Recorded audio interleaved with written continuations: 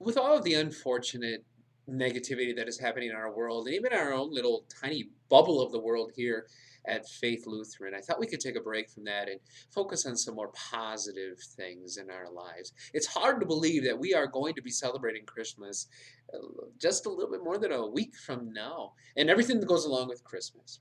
And I wonder, for some of you, do you also have traditions that go along with celebrating Christmas? I can think of some of the ones we had growing up, from the different services that we went to, and when we were not able to open up the presents, to my grandma, who always insisted that we had to have shrimp for a Christmas Eve meal.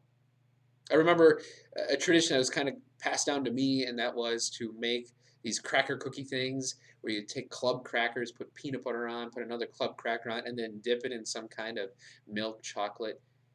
They are very delicious. So if I make any and you want some, I will give you some.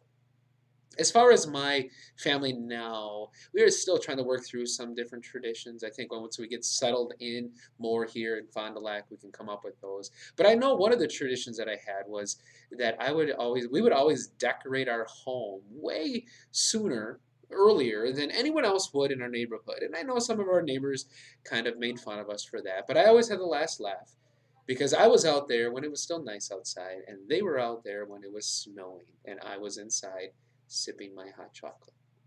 I'm sure that you all have some kind of traditions that you follow as well with your own families, or maybe carried those on from when you were little until now.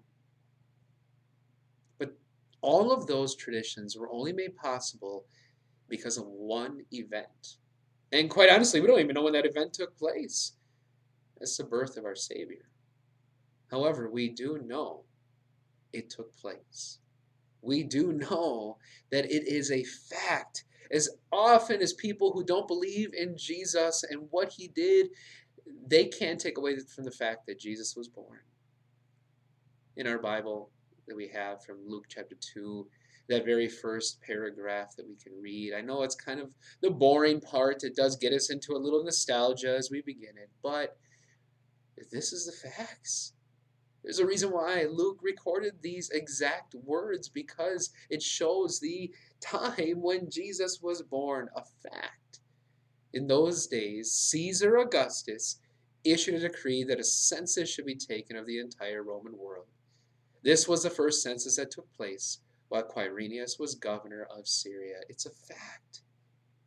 Our Savior came into this world. Our Savior, was the Word who became flesh, came into this world at that moment when the time had fully come for us. Yes, it's so that we can have some of those family traditions that we celebrate. But more than that, so we can celebrate what the real meaning of Christmas is all about.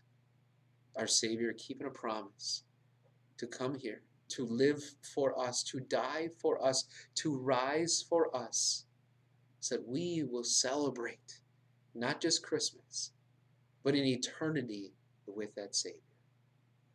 May God bless you peace in your heart as you continue to prepare your heart to celebrate that great and glorious day, the day that our Savior fulfilled the promise, the day he came and was born for us so that we would live with him.